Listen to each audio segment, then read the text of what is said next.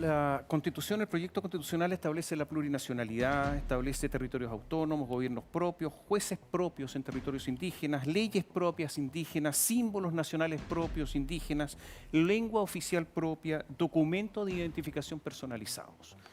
Esto es el marco para la propiedad indígena.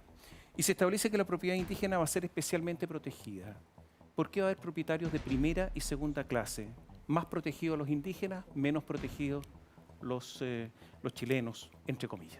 Sí, primero, de lo que acabas de decir, no veo por qué significa una consideración distinta, porque el derecho a propiedad está consignado para todos en general. Porque lo dice la Constitución, va a ser especialmente protegida, lo dice claramente y hay un texto ahí. Pero también leímos un artículo que habla del derecho a propiedad al que concurrimos todos nosotros. Es que dice especialmente protegida. El punto, porque lo dice. Porque Iván decía una cosa que es bien importante, efectivamente están definidas las tierras, pero por algo hay un conflicto. Entonces, lo que se requiere es tener un especial foco en cómo resolvemos esto en un contexto de paz. Y para eso, efectivamente, se reconoce que hay una situación que afecta a los pueblos originarios y que requiere una política pública que sea capaz de resolver el problema. Más que el acceso, lo que dice es textual, especialmente protegido. Sí. Eso no lo dice para los demás. Pero yo quiero hay una desigualdad ante la ley. ¿Quién determina? Es evidente. ¿Quién determinará? Perdona, pero ¿quién eso está en el convenio 169 de la OIT, es derecho internacional. ¿Quién determinará cuáles son los territorios? ¿Cómo se determinarán? ¿Ustedes lo estudiaron en la convención? ¿Me puedes repetir la pregunta? Porque no la entendí. Sí, en la convención, ustedes escucharon mucha gente, supieron cuántos territorios se tienen que entregar. Bueno, tuvimos 8 meses para escribir la Constitución, por lo tanto hay muchas cosas que quedaron fuera. Yo solo quisiera quisiera responder la pregunta anterior. Los pueblos y naciones indígenas son grupos de especial protección porque han sido reconocidos por el Estado, pero no se han aplicado los derechos. Ocurre con lo mismo que con el derecho a la vivienda. El convenio 169 entrega derechos a los pueblos y naciones originarias que nunca en Chile se han aplicado. Aquí no hay novedad. Son un grupo de especial protección porque han sido históricamente excluidos o vulnerados. Cuando vaya a haber conflicto en estos territorios, conflicto jurídico, ¿lo va a determinar un tribunal indígena? Eso lo va a determinar la ley. O sea, usted no lo sabe. Eso lo va a determinar la ley, porque eso es lo que dice el capítulo sobre el sistema de justicia.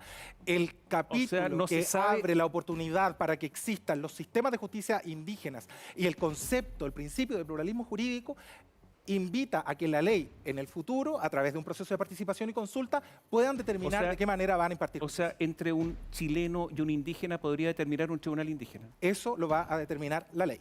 Pero en todo caso, el derecho, el principio general es que opera... porque aquí hay una confusión. La ley es la ley que rige a todos en el Estado de Chile.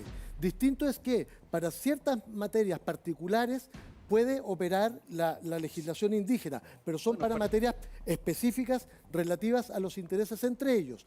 Y en caso de cualquier controversia siempre prima la ley general. Pero eso no lo dice la Constitución. Sí. Eso no lo dice la Constitución y podría ocurrir que se aplique incluso el derecho indígena en estos casos, ¿o no? No, como podría no ocurrir... pero podría ser así. O sea, lo va a decir la ley, es que estamos especulando sobre materias legislativas. Estoy preguntando cómo puede ser. Entonces podría ser un juez indígena y legislación indígena en el conflicto entre un chileno y un indígena. No es podría ser esa una manera, pero también podría ser, dice que sí, pues. Podría ser esa una manera sin perjuicio de que quien resuelva como última instancia será la Corte Suprema de Justicia. El sistema de justicia avanza igual de manera unificada hacia una manera de interpretarla. Obvio, si ese es el punto. El punto es que si hay una controversia jurídica en Chile, el órgano que finalmente resuelve para todos los chilenos y chilenas por igual es la Corte Suprema. Y por tanto, si hay una controversia, lo que se resuelve es de acuerdo a la norma que nos rige a todos. Perdón, eso no va a ser así. Es así. No, eso no va a ser así porque la Corte Suprema va a haber una sala especial para casos indígenas, no para todos los chilenos, cuando hay indígenas comprometidos. Por lo tanto, va a ser la Corte Suprema, pero con una sala especial y con influencia indígena. Para que digamos la verdad. Para decir que no va a ser así es impreciso también. La Corte Suprema de Justicia, en su funcionamiento, va a impartir justicia de acuerdo a los procedimientos que hoy día existen. Indígenas. Se aplican en pleno y en sala, pero esa es la manera en la cómo procedimentalmente funciona la Corte Suprema. Es la Suprema.